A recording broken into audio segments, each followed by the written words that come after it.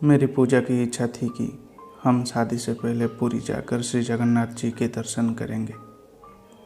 एक रात उसने मुझे मैसेज किया पुरी जाने के लिए। अगले ही दिन हम दोनों पुरी गए। जगन्नाथ जी को दर्शन करके रिक्शे से समुद्र के किनारे घूमने गए। मैं जिस बात से डरता था वही हुआ। उसने अपने दिल का सारा गम मुझसे कहा और कहा, मुझे भूल जाओ, तुम्हें मुझसे अच्छी लड़की मिलेगी। मेरे पापा ने मेरी शादी कहीं और तय किया है। यह कहकर वो अकेली वहाँ से चली गई।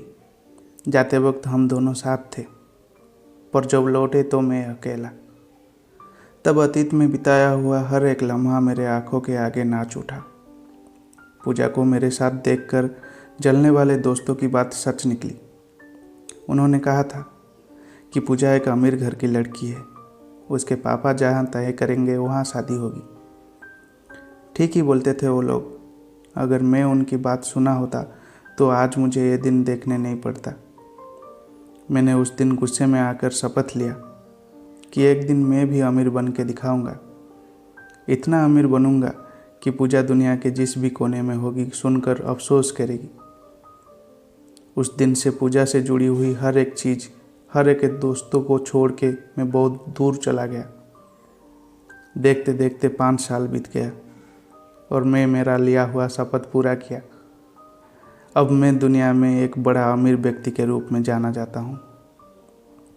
कभी कभी ये सोच के खुशी होता हूँ कि आज अगर पूजा मुझे टीवी में देखी होगी तो उसे ज़रूर अफसोस होगा। एक दिन अचानक सोनाली को देखा।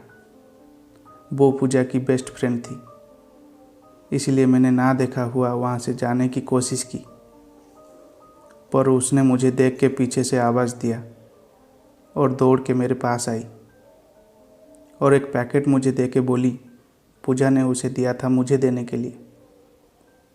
मेरा बिल्कुल भी मन नहीं करता था वो पैकेट लेने के लिए, पर सोनाली ने ज़बरदस्ती मेरे बैग में वो पैकेट डाल दिया।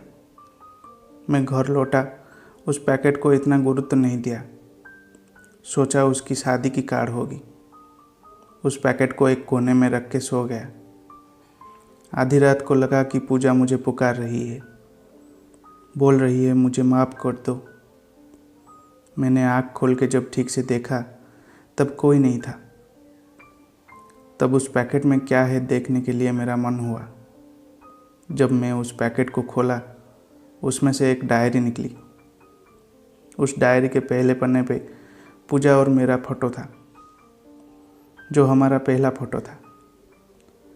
जिस फ़ोटो को लेते वक्त मैं पहली बार साहस करके उसके कंधे पे हाथ रखा था।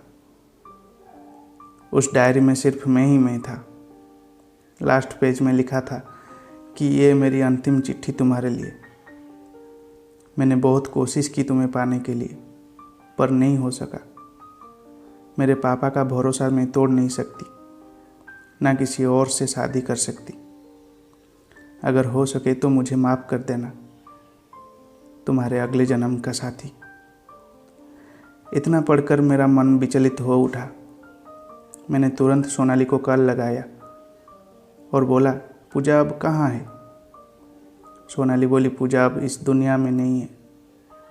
एक दिन रात को वो मेरे पास आई थी। एक पैकेट मुझे दे के बोली इस पैकेट को तुम्हें देने के लिए। मैंने पूछा तू खुद क्यों नहीं दे देती। उसने मुझे बताया था कि मैं पूरी जाऊंगी, कब लौटूंगी पता नहीं।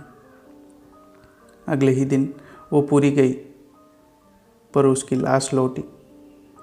उसके वियोग में सारे रिश्तेदार, सारे फ्रेंड्स आए थे, पर तुम नहीं आए। मैं सोचा तुम उस खबर से टूट गए होगे, इसीलिए नहीं आ पाए। तुम कहाँ चले गए थे ये कोई किसी को पता नहीं। ये सुनकर मेरे पाँव तले ज़मीन खिसक गई। मैंने फिर उस डायरी के लास्ट पेज देखा।